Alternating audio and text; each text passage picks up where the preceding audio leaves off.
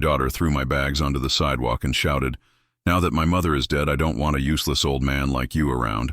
This house was never yours anyway," my son-in-law said. But when he tried to sell the house, the bank immediately called me. "I'm glad to have you here. Follow my story until the end and comment the city you're watching from so I can see how far my story has reached. I never thought my own daughter would throw me out like garbage on the day we buried her mother. The funeral had been beautiful, or at least that's what everyone kept telling me. Martha would have loved the white roses, they said. She would have appreciated the turnout. But all I could think about was how empty our house would feel without her laughter echoing through the halls, without her humming while she made coffee in the mornings. I was still wearing my black suit when Allison cornered me in the kitchen. My daughter looked different somehow, harder than I remembered. Her designer dress probably cost more than I spent on groceries in 3 months, and her perfectly manicured nails clicked against the granite countertop as she crossed her arms. "Dad, we need to talk," she said, but her tone wasn't the gentle voice of a grieving daughter. It was cold, businesslike. Barry stood behind her, that smug expression he always wore now permanently etched on his face. My son-in-law had never liked me, but at least he used to pretend. After Martha got sick, even that pretense had disappeared. "Can't this wait?" I asked, loosening my tie. "It's been a long day and I'm exhausted." Allison exchanged a glance with Barry. He nodded, like they'd rehearsed this moment. "No, Dad, it can't wait."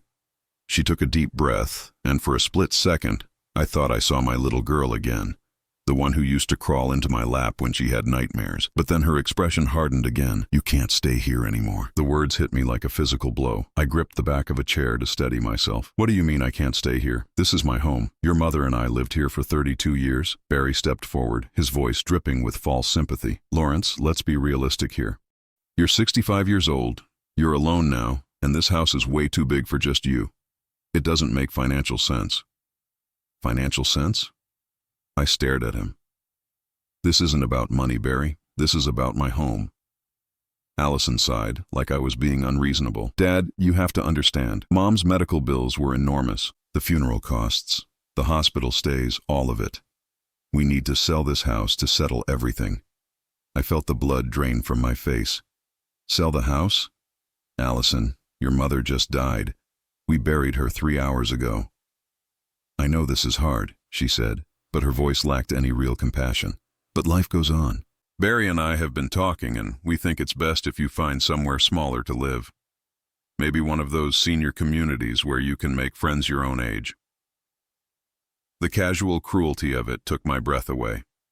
Friends my own age. As if Martha hadn't been my best friend for decades.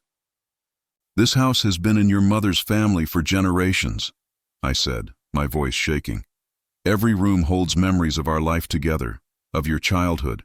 How can you even suggest—" "That's exactly the problem," Barry interrupted. "You're living in the past, Lawrence. Martha's gone. She's not coming back, and sitting in this big empty house isn't going to change that." I looked at my daughter, searching her face for any sign of the child I'd raised. The girl I'd taught to ride a bike, helped with homework, walked down the aisle just 5 years ago.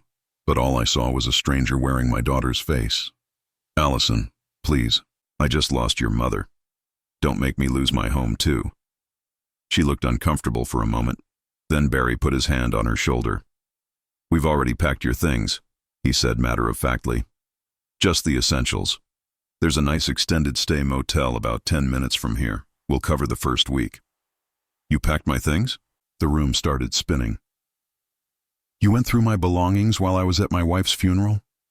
We wanted to make this as easy as possible for you," Allison said, but she couldn't meet my eyes. I felt rage building in my chest, hot and unfamiliar. In 43 years of marriage, I'd never been an angry man. Martha used to joke that she got enough temper for both of us. But this betrayal, this calculated cruelty from my own child, awakened something dark inside me. "Easy for me?" My voice rose. "You think throwing your father out of his home on the day he buried his wife is easy?" Barry stepped between us. "Lower your voice, Lawrence. You're getting hysterical." "Hysterical?" I almost laughed. "My daughter is stealing my home and you're calling me hysterical?" "Nobody's stealing anything," Allison snapped. "This house was never really yours anyway. It belonged to Mom's family. You just lived here." The words cut deeper than any physical wound. 32 years of marriage, of building a life together, of believing we were partners in everything, reduced to, you just lived here. Your mother and I were married, I said quietly. What was hers was mine. What was mine was hers. That's how marriage works. Barry laughed, actually laughed. Is that what you told yourself? Come on, Lawrence. You worked at the hardware store for 40 years. You think your paycheck paid for this place? The humiliation burned in my throat. He was right, of course. Martha had inherited the house from her grandmother. Her teacher's pension was more than my salary ever was. But we'd never talked about it like that. We'd been a team. Your bags are by the front door, Allison said, her voice barely above a whisper. I'll drive you to the motel. I stood there for a long moment, looking around the kitchen where Martha had made thousands of meals, where we'd shared countless conversations over coffee, where she'd held my hand and made me promise I'd be okay without her. I can't believe you're doing this to me, I said. Allison's face crumpled for just a second, and I thought maybe I'd reached her. But then Barry whispered something in her ear, and her expression hardened again. It's for the best, Dad. You'll see. I walked to the front door like a man in a dream. 2 suitcases and a cardboard box sat on the porch.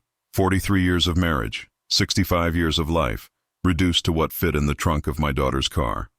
As she pulled out of the driveway, I looked back at the house one last time. The home where I'd expected to live out my remaining years, where I'd planned to tend Martha's garden and remember her in every corner. Now it was just a building that someone else would soon own. The weight of it all hit me at once. I was homeless, nearly broke, and utterly alone. My daughter, the little girl I'd loved more than life itself, had chosen money over her father's heart, and the cruelest part was, I had no idea how much worse things were about to get. The Sunset Inn wasn't the worst place I'd ever been, but it came pretty close. The room smelled like stale cigarettes and industrial cleaning fluid. The carpet had stains I didn't want to think about, and the air conditioning unit rattled like it was about to die. But it was what I could afford with the $300 cash I had in my wallet and whatever was left in my checking account. I sat on the edge of the bed, still wearing my funeral suit, staring at my 2 suitcases. Allison had packed them, and I could tell she'd done it quickly, carelessly. My favorite sweater was wrinkled into a ball. My reading glasses were missing. She'd forgotten to pack my blood pressure medication. The silence was deafening. For 32 years, I'd shared my evenings with Martha. Even when she was sick, especially when she was sick, we'd filled the quiet with conversation, with her stories about her students, with plans for the future we thought we'd have together. Now there was nothing but the sound of traffic outside my window, and the couple next door arguing through the thin walls. I picked up my phone to call someone, anyone, then realized I didn't know who to call. Martha had been my social life. Her friends had been our friends. My coworkers from the hardware store were nice enough, but we'd never been close. Retirement had been lonelier than I'd expected, even with Martha there. The phone rang in my hands, startling me so badly I almost dropped it. Mr. Lawrence Whitmore? The voice was professional, female. Yes, that's me. This is Jessica Chen from First National Bank.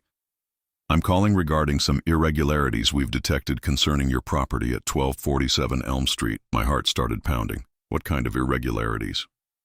Sir, we received documentation today indicating that you're attempting to sell the property.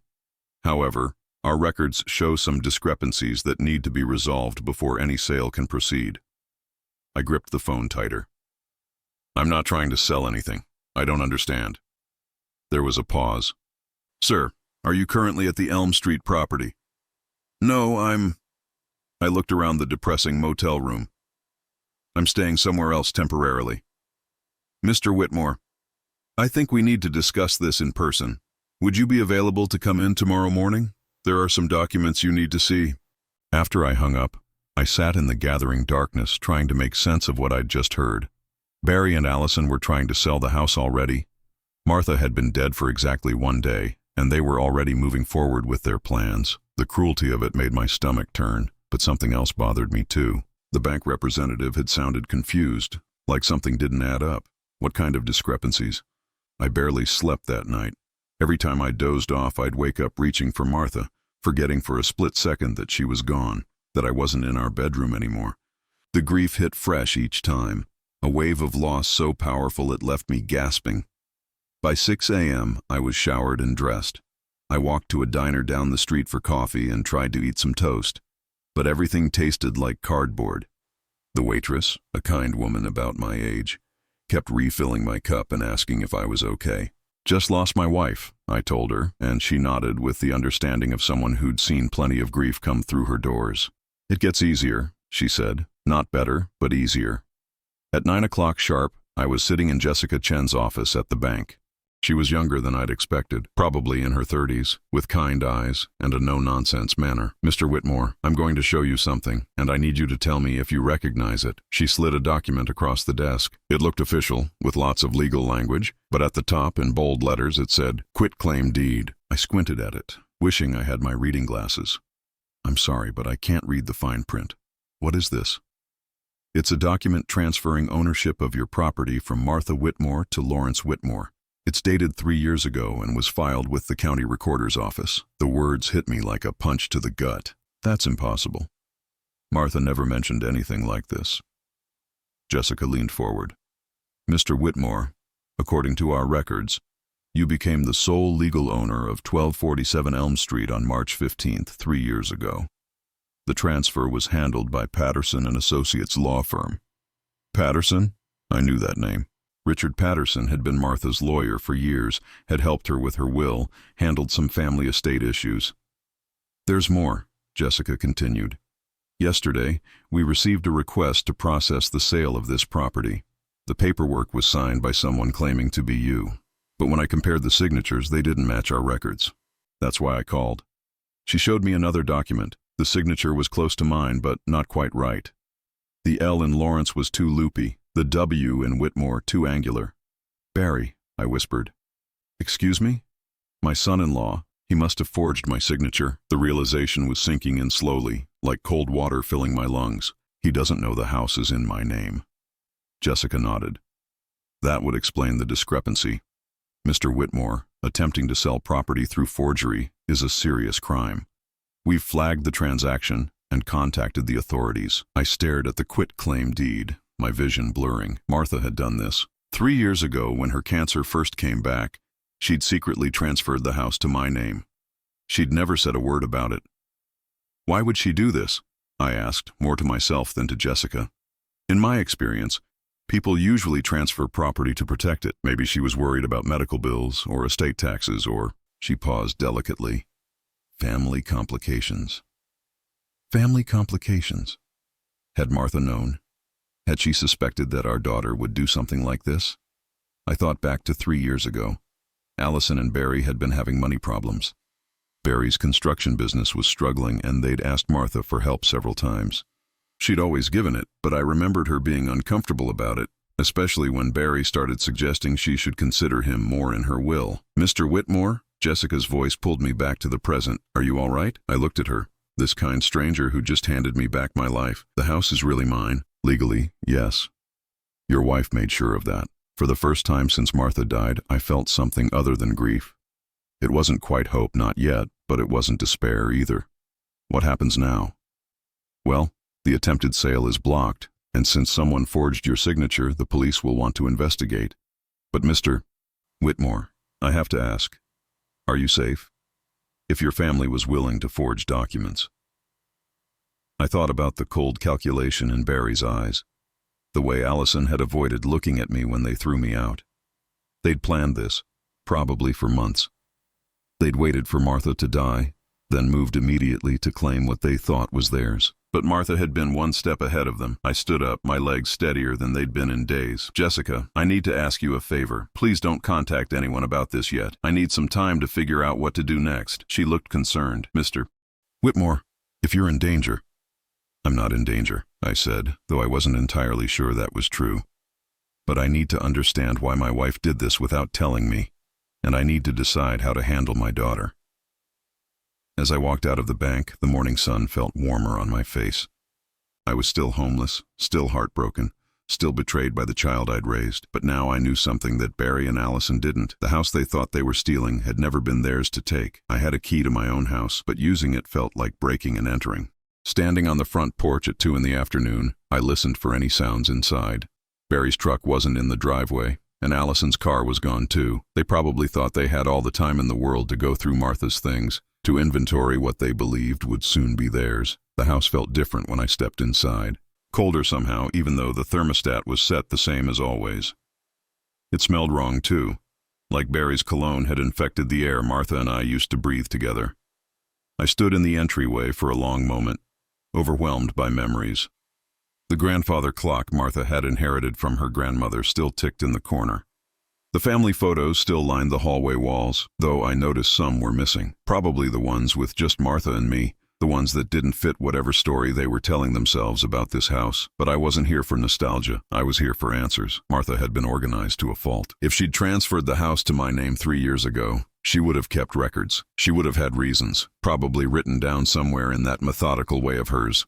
I headed straight for her desk in the small room we'd called the office. Barry and Allison had clearly been through it already. Drawers were left half open, papers scattered. They'd been looking for financial documents, probably trying to figure out exactly what they stood to inherit. Martha's filing system was still intact, though. She'd labeled everything in her careful handwriting. Insurance, medical, household, legal. I pulled out the legal file with shaking hands. The quitclaim deed was there, along with a copy of a letter to Richard Patterson, her lawyer. But underneath those documents I found something that made my blood run cold. A manila envelope marked, "For Lawrence, only if something happens to me." Inside were 3 letters, each dated and sealed. The first was dated 3 years ago, right around the time she'd transferred the house. The second was from 18 months ago. The third was just 6 months old, written when her cancer came back with a vengeance. I sat down in her chair and opened the oldest letter with trembling fingers. "My dearest Lawrence," it began in Martha's familiar script. "If you're reading this, then I'm gone and you've discovered what I did with the house. I pray you understand why I felt I had to do this without telling you." My throat tightened. Even from beyond the grave, Martha was still trying to protect me. 3 weeks ago, Barry approached me about including him in my will. Not asking Lawrence, demanding. He had papers drawn up, legal documents he wanted me to sign. He said it was smart estate planning. But when I read the fine print, it would have given him power of attorney over all our assets if something happened to you. I had to stop reading for a moment. Barry had tried to manipulate Martha into signing away our life together. While I'd been at work, while I'd trusted him as family, he'd been scheming to take everything. The letter continued. When I refused, he got angry. He said some terrible things about you, Lawrence. About how you were dead weight, and how Allison deserved better than taking care of an old man with nothing to offer. He actually said I was being selfish by not thinking about our daughter's future. My hands were shaking so hard I could barely hold the paper. I realized then that this had been planned for a long time. Barry has been poisoning Allison's mind against you, making her believe that you're somehow a burden on the family. Our beautiful daughter, who used to adore you, now talks about you like you're a problem to be solved. I thought about the way Allison had looked at me at the funeral, like I was a stranger. Like I was something unpleasant she had to deal with. How long had Barry been working on her? So I transferred the house to you, my love. Richard Patterson helped me set it up so that even if something happens to both of us, you'll be protected. The house will be yours, free and clear. Barry will never be able to touch it. The letter was signed with Martha's usual endearment. Forever yours, M. But there were 2 more letters. The second one, from 18 months ago, was shorter but more urgent. Lawrence, Barry's gambling debts are worse than I thought. Mrs. Henderson from next door told me she saw strange men at his house last week asking questions about him. He owes money to dangerous people. I'm worried he's going to try something desperate. Gambling debts. That explained a lot. Barry's construction business hadn't been struggling because of the economy. He'd been gambling away their income and now he needed money fast. The third letter, dated just 6 months ago when Martha was already getting sicker, was the most heartbreaking. My dearest husband, I know I don't have much time left. The treatments aren't working, and I can see it in Dr. Peterson's eyes. But I'm not afraid of dying, Lawrence. I'm afraid of leaving you alone with them. I had to wipe my eyes to keep reading. Barry has convinced Allison that you're going senile. He's been telling her stories about you forgetting things, getting confused, maybe even becoming dangerous. None of it is true. But she believes him because she wants to believe him. It's easier than admitting her husband is a manipulative liar. My chest felt tight. Martha had known all of this and carried it alone while she was dying. While I'd been focused on doctor appointments and treatments, and trying to make her comfortable. She'd been fighting a war I didn't even know was happening. I've been documenting everything, Lawrence. The conversations I've overheard, the papers Barry has tried to get me to sign, the lies he's told about you. It's all in the safe behind my jewelry box. Richard Patterson has copies of everything too. The safe. I'd forgotten about the small safe Martha kept in our bedroom closet. She'd given me the combination years ago, but I'd never had reason to use it. I made my way upstairs, my legs feeling like lead. Our bedroom looked the same, but I could tell someone had been through Martha's things. Her jewelry box was open, some pieces missing. They'd probably taken anything that looked valuable, but they hadn't found the safe. Behind the jewelry box, just as Martha had said, was a small wall safe I'd helped her install 15 years ago. My fingers remembered the combination, our wedding date. Inside were stacks of documents, photographs, and what looked like audio recordings on small digital devices. Martha had been busier than I'd ever imagined. The first folder was labeled Barry's Debts. Inside were copies of loan documents, collection notices, and photographs of official-looking men outside Barry and Allison's house. Martha had somehow gotten access to information about Barry's gambling, including records showing he owed nearly $50,000 to some very unpleasant people. Another folder contained transcripts of phone conversations. Martha had been recording calls, including one where Barry explicitly told Allison that I was losing my marbles, and that they needed to take control before the old man does something stupid. But the folder that made my heart sink was labeled Allison. Inside were photographs of my daughter meeting with a real estate agent, looking at houses that were way beyond what she and Barry should have been able to afford. There were also copies of credit card statements showing expensive purchases, designer clothes, jewelry, restaurant bills that totaled more than I'd made in a month. At the bottom of the safe was one final envelope. This one wasn't a letter. It was a legal document from Richard Patterson, dated just 2 weeks before Martha died. It was a restraining order against Barry, already prepared and notarized, waiting only for my signature. According to the attached notes from Patterson, Martha had documented enough evidence of Barry's manipulation and potential fraud to have him legally barred from coming near me or the house. She'd done everything except file it, leaving that choice to me.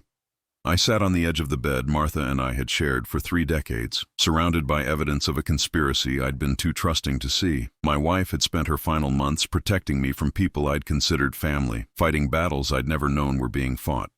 The cruelest irony was that Barry and Allison thought they were so clever, manipulating a grieving old man out of his home. They had no idea that Martha had been 10 steps ahead of them from the beginning. I picked up one of the digital recorders and pressed play. Barry's voice filled the room, clear and unmistakable. The old man's not going to be a problem much longer. Once Martha's gone, we'll have him in a nursing home within a month. Maybe sooner if we can prove he's incompetent. Allison's voice responded, and hearing it made my heart break all over again. I know it sounds harsh, but Dad's never really taken care of himself. Mom did everything for him. He'll be better off somewhere with professional care. Professional care, my ass, Barry laughed. He'll be out of the way and we'll have the house. Win-win. I turned off the recorder and sat in the silence of the bedroom where Martha had drawn her last breath. She'd known exactly what kind of people they were, and she'd died trying to protect me from them. Now it was my turn to decide what to do with the weapons she'd left me.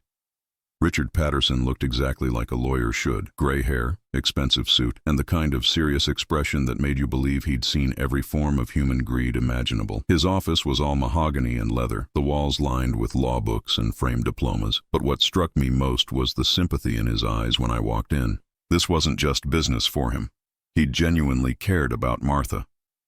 "Lawrence," he said, standing up to shake my hand, "I'm so sorry for your loss. Martha was a remarkable woman." "Thank you." I sat down in the chair across from his desk, feeling small and overwhelmed. "I found the letters she left me, and the safe." He nodded gravely. "I wondered when you'd discover everything. Martha made me promise not to contact you unless you came to me first. She said you needed to find out the truth in your own time, in your own way. How long did you know about Barry and Allison?" Patterson leaned back in his chair, his fingers steepled. "Martha first came to me about 2.5 years ago. Barry had been pressuring her to restructure her will, to set up trusts that would give him more control. When she showed me the documents he'd prepared, I knew we had a problem." He pulled out a thick file folder. The papers Barry wanted her to sign would have essentially made him the executor of her estate with broad powers to make decisions about your care and finances. If Martha had died without changing things, Barry would have had legal authority over your life. The thought made me sick. And Allison? Did she know what Barry was planning? Patterson's expression darkened. That's where it gets complicated. Martha hired a private investigator to document Barry's activities. We needed evidence if this ever went to court. He handed me a manila folder. What we found was worse than Martha initially suspected. Inside were photographs, bank statements, and what looked like medical records. I squinted at them, still missing my reading glasses. Barry has been systematically building a case that you're suffering from dementia, Patterson explained. He's been talking to neighbors, telling them he's concerned about your memory. He's documented incidents that never happened, created a paper trail suggesting you've been having episodes. My hands were shaking as I looked at the fake medical evaluations, the fabricated incident reports. This is all lies. Of course it is, but Barry's been very clever about it.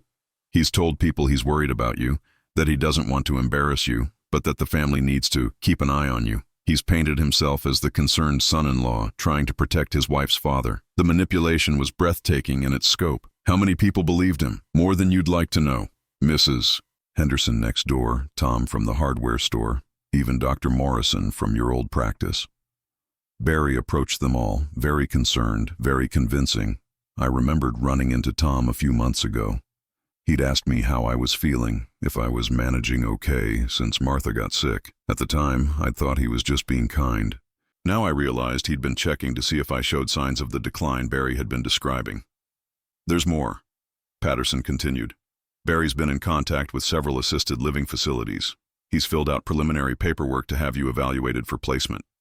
The folder contained brochures for nursing homes, some of them quite expensive, others that looked more like warehouses for forgotten elderly people. All of them had Barry's contact information listed as the primary family contact.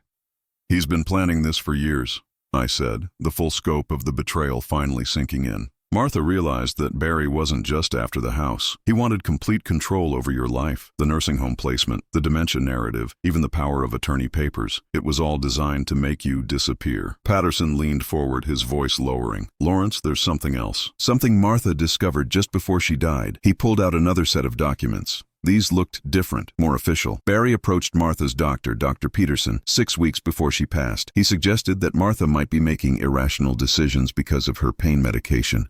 He wanted Dr. Peterson to evaluate her mental competency. I felt like I'd been punched in the stomach. He tried to have Martha declared incompetent while she was dying. Dr. Peterson refused, of course, but Barry was persistent. He suggested that Martha's decisions about the house, about her will, were signs that the cancer had affected her judgment. He wanted her declared unable to make legal decisions. The cruelty of it was staggering. Barry had been willing to torture my dying wife, to add legal battles to her final weeks, just to get his hands on our property. What did Dr. Peterson do? He called Martha directly. That's when she realized how far Barry was willing to go. She asked me to expedite the restraining order paperwork, but she died before we could file it. Patterson handed me the restraining order Martha had prepared. It was comprehensive, detailing Barry's harassment, his attempts to manipulate both Martha and me, and his fraudulent claims about my mental state. This is still valid, Patterson said. We can file it today if you want. I stared at the document. Martha's signature was already there, waiting for mine. Even in her final weeks, fighting cancer and Barry simultaneously, she'd been trying to protect me. There's one more thing, Patterson said quietly. The private investigator also looked into Barry's gambling debts. The people he owes money to aren't the kind who accept payment plans. He showed me photographs of men in expensive suits visiting Barry and Allison's house. The pictures were taken with a telephoto lens, but you could see the tension in Barry's body language, the fear in his face. Martha was worried that Barry might try something desperate. The house isn't just a prize to him, it's his survival. If he can't come up with the money he owes, those men in the photographs aren't going to be patient much longer. I thought about the calculated way Barry had thrown me out of my own home, the speed with which they'd tried to sell it. They hadn't just been greedy, they'd been desperate. How much does he owe? Close to $70,000, from what our investigator could determine, and it's growing every week with interest and penalties. $70,000. No wonder Barry had been so focused on the house. It was his only way out. "What about Allison?" I asked, though part of me didn't want to know. "How much does she know about Barry's gambling?" Patterson's expression was sympathetic but grim. "That's the tragic part, Lawrence. We don't think she knows about the debts at all. Barry has convinced her that your mental decline is the real problem, that taking the house is actually protecting you from making poor decisions." He showed me more transcripts from Martha's recordings. In conversation after conversation, Barry painted me as confused, forgetful, potentially dangerous. He told Allison stories about finding me wandering around the house at night, about me leaving the stove on, about me getting lost driving to familiar places. None of it was true, but Barry was a convincing liar. "Your daughter genuinely believes she's doing the right thing," Patterson said. "Barry has made her think that putting you in a care facility is an act of love, not abandonment." The manipulation was so complete, so systematic, that I almost admired its thoroughness. Barry had turned my own daughter against me while convincing her it was for my own good. "What do I do now?" I asked. Patterson leaned back in his chair. "That depends on what you want to accomplish. Do you want your daughter back? Do you want Barry punished? Do you just want to be left alone?" I thought about Martha's letters, about the years of love and trust Barry had systematically destroyed. I thought about Allison throwing my belongings onto the porch, calling me a burden, treating me like a stranger. "I want the truth to come out," I said finally. "I want Allison to know what kind of man she married, and I want Barry to face consequences for what he's done." Patterson nodded. "Then we have work to do. The evidence Martha gathered is extensive, but we need to be strategic about how we use it. Barry is desperate, and desperate people do dangerous things." He opened his calendar. "I suggest we start by filing the restraining order. That will legally prevent Barry from coming near you or the house. Then we can decide how to approach Allison with the evidence." As I left Patterson's office, I felt like I was carrying the weight of Martha's love and protection with me. She'd spent her final months building a fortress of legal documents and recorded evidence around me, anticipating Barry's every move. Now I had to decide whether to use the weapons she'd left me, or try to find a way to save the daughter I'd lost to Barry's lies.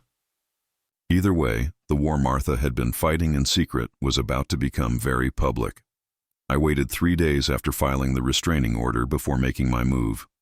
3 days of staying in that terrible motel room, of eating diner food and watching the phone ring with calls from numbers I didn't recognize. Barry and Allison had been trying to reach me since the bank called them about the blocked sale. I could only imagine the panic they were feeling. But I wasn't ready to talk to them yet. I needed to be stronger, more prepared. I needed to decide exactly what I wanted to say to my daughter when I saw her face again. Richard Patterson had advised me to let him handle everything through legal channels, to stay away from direct confrontation. But this wasn't just about law and property rights. This was about a father's love for his child, about trying to save Allison from the man who had poisoned her heart against me. I chose a Thursday evening for the confrontation. I knew Barry had a poker game every Thursday night, information I'd gleaned from Martha's investigative files. He'd be out until late, leaving Allison alone. Standing on the porch of their house, I felt my heart hammering against my ribs. This was my daughter's home, but I'd only been inside a handful of times. Barry had never made me feel welcome here, and over the years, I'd stopped trying. Allison opened the door wearing yoga pants and an old college sweatshirt. For a moment, seeing her dressed down and casual, she looked like the little girl who used to curl up with me to watch Saturday morning cartoons. Then her expression hardened. "Dad." Her voice was cold. "What are you doing here?" "I came to talk to you." She glanced past me toward the street, probably checking to see if I'd brought a car. I'd taken a taxi, not trusting myself to drive with my hands shaking the way they were. "Barry's not here," she said. "I know. I came to talk to you alone." She hesitated, then stepped back to let me in. The house was nice enough, though I could see the stress in the details. Bills stacked on the kitchen counter, a notice from the electric company visible on top. The kind of financial pressure that made people do desperate things. We sat in her living room, an uncomfortable distance between us on the sectional sofa. Allison tucked her legs underneath her, a defensive posture I remembered from her teenage years. "Dad, about the house," she started. Allison, I need you to listen to me. Really listen. Can you do that? Something in my tone must have gotten through to her because she nodded, though her expression remained guarded. I pulled out copies of some of the documents Martha had left me. Not everything. I wasn't ready to devastate her completely, but enough to start the conversation. 3 years ago, your mother transferred the house to my name. She never told me about it, but she left me letters explaining why she did it. Allison frowned. That's impossible. Mom would have told us about something like that. I handed her the quitclaim deed. She studied it, her brow furrowing as she read the legal language. This doesn't make sense, she said. Why would Mom do this without telling anyone? Because she was afraid, Allison. She was afraid of what would happen to me after she was gone. I gave her Martha's first letter, the one explaining Barry's attempt to get power of attorney. Allison read it slowly, her face growing paler with each paragraph. Mom thought Barry was trying to steal from you. Not just steal, honey. He wanted control over my entire life. The power of attorney papers he wanted your mother to sign would have given him the right to put me in a nursing home, to sell all our possessions, to make every decision about my care and finances. Allison was shaking her head. No, that's not. Barry loves you, Dad. He's always been concerned about your well-being. Has he? Or has he been telling you that I'm losing my mind? The question hung in the air between us. I watched as Allison's certainty wavered, as doubt crept into her expression. Barry's mentioned that you've seemed confused lately, she said carefully. Forgetful. He's worried about you living alone. I pulled out my phone and played one of Martha's recordings. Barry's voice filled the room, clear and unmistakable. The old man's not going to be a problem much longer. Once Martha's gone, we'll have him in a nursing home within a month. Allison's face went white. Where did you get this? Your mother recorded it. She'd been documenting Barry's conversations for months before she died. I played another recording, this one of Barry talking to someone on the phone. I've got everyone convinced the old guy's losing it. His own neighbors think he needs professional care. Once we get him declared incompetent, we can sell the house and pay off our debts. Our debts? Allison whispered. Allison. I handed her the folder containing information about Barry's gambling, the loan documents, the collection notices, the photographs of dangerous-looking men at their house. Allison's hands trembled as she looked through the papers. $70,000, she read aloud. Barry owes $70,000? He's been gambling for years, Allison. All those late nights he said he was working. The business trips that never seemed to generate any income. He was at the casino, or the track, or underground poker games. She was crying now, tears streaming down her face as she stared at evidence of her husband's double life. I don't understand. He told me the business was just going through a rough patch. He said once we sold Mom's house, we could get back on our feet. He's been lying to you about everything, honey, including about me. I showed her the fake medical evaluations Barry had created, the fictional incident reports about my supposed mental decline. Each document was a masterpiece of manipulation, designed to paint me as a confused old man who needed to be controlled. He told Mrs. Henderson that you found me wandering around the neighborhood at 2 a.m, I said. He told Tom from the hardware store that I'd been leaving the stove on and forgetting to turn it off. He even contacted nursing homes and filled out preliminary paperwork to have me committed. Allison was sobbing now, her hands covering her face. Oh God, Dad, I believed him. I actually believed that you were. I thought we were protecting you. Barry is very convincing. Your mother believed him too at first. That's why she started recording his conversations, why she hired a private investigator. She needed proof of what he was really doing. I sat down next to my daughter and gently took her hands. They were cold, shaking. Allison, I need you to understand something. Barry didn't just lie about the gambling or about my mental health. He convinced you to throw your own father out of his home on the day you buried your mother. He made you believe that cruelty was kindness. She looked up at me with red, swollen eyes.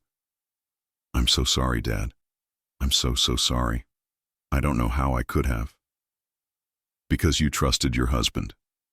Because you loved him and believed he had our best interests at heart. Barry exploited that love, used it against both of us. We sat in silence for a long time. Allison cried while I held her, the way I used to when she was small and had scraped her knee or been hurt by mean kids at school. But this wound was deeper than anything childhood had inflicted. What do I do now? She asked finally.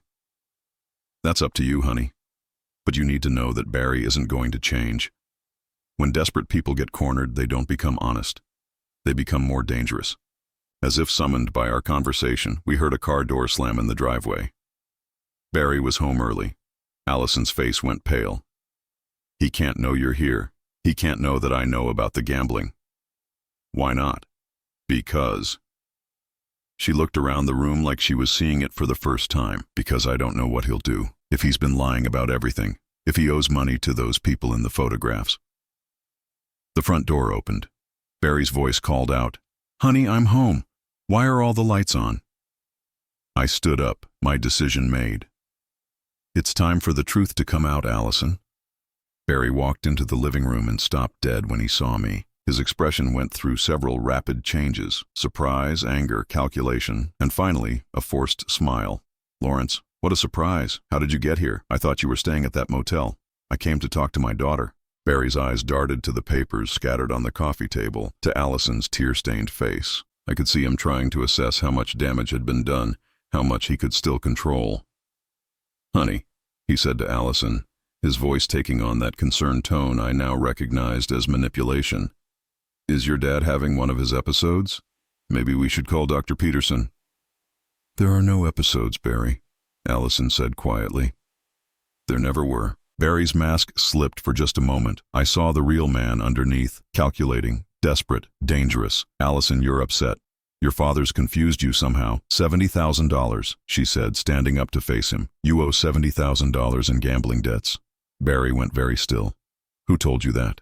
I stepped forward, no longer afraid of this man who had stolen my daughter's love and turned it into a weapon against me. "Your lies are over, Barry, all of them." For a moment, I thought he might try to brazen it out, to find some new lie that would explain everything away. But then I saw something change in his face. The desperation became something harder, more dangerous.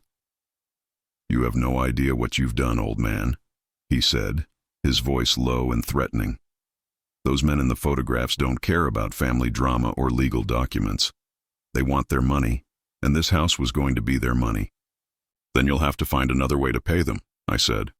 Barry laughed, but there was no humor in it. "There is no other way. Do you think I wanted to do this?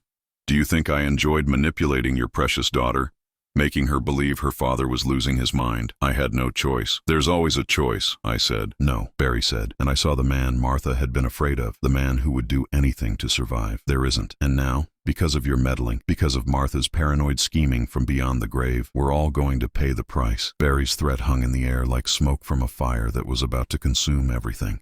Allison stepped between us, her voice shaking but determined. "Get out, Barry. Get out of this house right now." He stared at her like she'd spoken in a foreign language. "What did you just say?" I said, "Get out. Pack your things and leave. Tonight." Barry's face twisted into something ugly. "You can't throw me out of my own house, Allison. We're married. This is community property. Community property that's about to be seized by the people you owe money to," she said, her voice growing stronger. "Dad, how long before those men in the photographs come looking for their payment?" I didn't have to answer. Barry's expression told us everything we needed to know. "They gave me 2 weeks, he said, the bravado draining out of his voice. "That was 5 days ago." 9 days, Allison said quietly.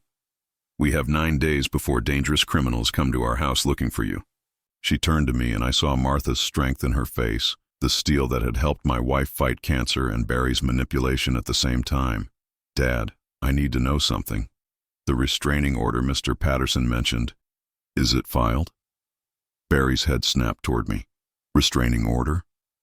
"It was filed 3 days ago," I said. "Barry, you're legally prohibited from coming within 500 feet of me or my house." "Your house?" He laughed bitterly. "That house has been in Martha's family for 4 generations.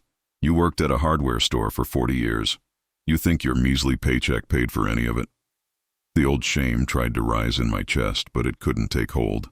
Martha's love had built walls around that insecurity, walls that Barry could no longer breach. "You're right," I said calmly. "I never made much money, but I loved your wife's mother with everything I had for 32 years. I held her hand through cancer treatments, sat by her bedside every night when she was dying, and promised her I'd be okay without her." I looked around the room that had never felt like home to me, at the bills on the counter and the evidence of Barry's lies scattered on the coffee table. Martha made sure I'd be okay by protecting what we built together. Not just the house, Barry, but the life we shared, the trust we had, the family we raised. You tried to steal all of that, but you failed. Barry's face was red now, veins standing out on his forehead. You sanctimonious old fool. You have no idea what the real world is like. Marriage is a business arrangement. Love is a luxury people like me can't afford. Allison was staring at her husband like she'd never seen him before. People like you? People who take risks? Barry said. People who aren't content to work at the same dead-end job for 4 decades and call it a life. People who want more. People who lie and cheat and manipulate their own wives, she said. Barry's expression turned calculating. He was a gambler, and even now, facing complete exposure, he was looking for an angle, a way to play the odds in his favor. Allison, think about this rationally, he said, his voice taking on that persuasive tone that had worked so many times before. Your father is 65 years old. How much longer is he going to live? 5 years? 10? When he dies, everything will come to you anyway.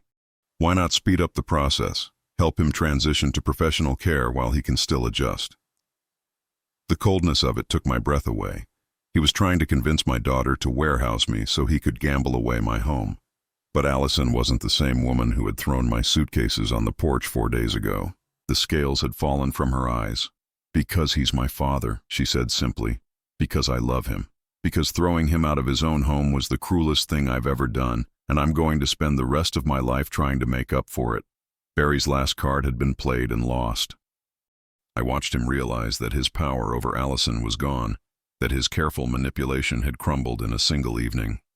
Fine, he said, the mask finally dropping completely. Fine, but don't think this is over. You have no idea what you've done to both of us. He grabbed his jacket from the closet and headed for the door. At the threshold, he turned back one last time. Those men I owe money to, they're not going to care about restraining orders or family reconciliation. When they come looking for payment, they'll start with you, Allison. Then they'll move on to your precious father. The door slammed behind him, leaving us in a silence that felt both terrifying and liberating. Allison collapsed onto the sofa, her head in her hands. What have I done, Dad? What have I done to both of us? I sat down beside her and pulled her close. You've done what your mother would have wanted. You've chosen love over fear. Over the next week, things moved quickly. Richard Patterson helped Allison file for divorce and obtained a restraining order protecting her from Barry. The police took Barry's threats seriously enough to increase patrols around both our houses. The men Barry owed money to never came. As it turned out, they were more interested in cutting their losses than escalating a situation that was already drawing police attention. Barry, faced with the collapse of his schemes and the prospect of criminal charges for fraud and forgery, disappeared. The last anyone heard, he was seen boarding a bus to Las Vegas, apparently convinced that one more big win would solve all his problems. I moved back into my house a week after the confrontation. Allison helped me unpack, and as we worked, we talked. Really talked, for the first time since she was a child. She told me about the slow erosion of her confidence, how Barry had convinced her that she was too emotional, too trusting, too naive to make important decisions without him. How he'd isolated her from friends who might have questioned his behavior, from family members who might have offered different perspectives. I told her about the loneliness of the past few years, how Martha's illness had consumed so much of our energy that I'd lost track of what was happening to our daughter, how I'd trusted Barry because Allison loved him, never imagining that love could be weaponized against us both. The healing wasn't quick or easy. There were days when I saw the guilt in Allison's eyes and wanted to tell her it was all forgiven, all forgotten. But Martha's letters had taught me something about the difference between forgiveness and boundaries. I could forgive my daughter while still protecting myself from future manipulation. We established new rules for our relationship. Allison would rebuild her life without my financial support. She needed to learn she was strong enough to stand on her own. I would be available for emotional support, for family dinners, for the grandfather relationship I hoped to have with any future grandchildren, but I wouldn't be anyone's safety net or ATM. 3 months after Barry disappeared, I was working in Martha's garden when Allison came by with coffee and the newspaper. "Dad," she said, settling into the chair beside me. "I've been thinking about something." I looked up from the tomato plants I was staking. Martha had always said they needed good support to grow properly. "What's that, honey?" "I want to understand why Mom never told you about transferring the house, why she felt like she had to protect you in secret." It was a fair question, one I'd been wrestling with myself. I think your mother knew that if she told me what Barry was doing, I would have confronted him directly. And maybe that confrontation would have driven you away permanently. Allison nodded slowly. She was probably right. If you'd told me Barry was manipulating me, I would have defended him. I would have chosen him over you. Your mother was a teacher for 30 years, I said. She understood that you can't force people to learn. You can only create the conditions where learning is possible. I gestured toward the garden around us, toward the house that stood solid and safe behind us. She created the conditions for you to discover the truth yourself. All the evidence, all the documentation, all the legal protections. She built a foundation strong enough to hold us both when Barry's lies finally collapsed. Allison was quiet for a long moment. Then she said, I miss her. So do I, honey. Every day. Do you think she knew? Do you think she knew we'd find our way back to each other? I thought about Martha's final letter, about the faith she'd placed in both of us even as she was dying. I think your mother knew that love is stronger than manipulation, I said. She knew that Barry could twist your feelings for a while, but he couldn't change who you really are. That evening, after Allison had gone home to the apartment she'd found across town, I sat on the porch where Martha and I used to watch the sunset together. The house felt different now, not empty, but peaceful. The ghosts of Barry's presence were gone, swept away by honesty and the slow return of family love. I pulled out my phone and looked at a text message I'd received that morning. It was from Mrs. Henderson next door. Lawrence, I owe you an apology. I realize now that Barry was filling my head with stories about you that weren't true. I should have known better. You and Martha raised a good daughter, and she's lucky to have you back in her life. Similar messages had been coming in all week. Neighbors, former co-workers, even Dr. Morrison from my old practice had reached out to apologize for believing Barry's lies about my mental decline. The rehabilitation of my reputation had happened organically, without effort on my part. Truth, it turned out, was a powerful antiseptic. Once Barry's lies were exposed, they crumbled quickly, taking his credibility with them. I wasn't angry at the people who had believed him. Barry had been a master manipulator, skilled at exploiting people's natural concern for elderly neighbors and family members. He told them exactly what they needed to hear to make them complicit in his schemes. But they were free of his influence now, just as Allison and I were free. As the sun set behind the maple tree Martha had planted when we first moved into the house, I felt something I hadn't experienced in months: contentment, not happiness exactly. Martha's absence was still a constant ache, but a sense of rightness, of being exactly where I belonged. The house was mine, legally and emotionally. My daughter was rebuilding her life with courage and determination. The family that Barry had tried to destroy with lies and manipulation was stronger now, built on a foundation of truth that no one could shake. Martha's garden was flourishing in the late summer heat. The tomatoes were heavy on the vine, the roses were blooming again, and the herbs she'd planted were filling the evening air with their fragrance. I closed my eyes and imagined I could hear her humming the way she used to when she worked in the soil, planting next year's flowers, believing in futures she might not be there to see.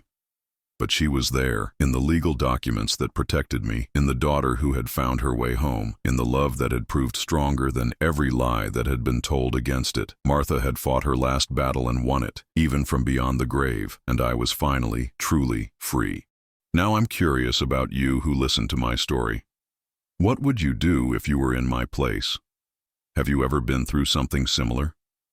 Comment below, and meanwhile, I'm leaving on the final screen 2 other stories that are channel favorites, and they will definitely surprise you. Thank you for watching. Until here.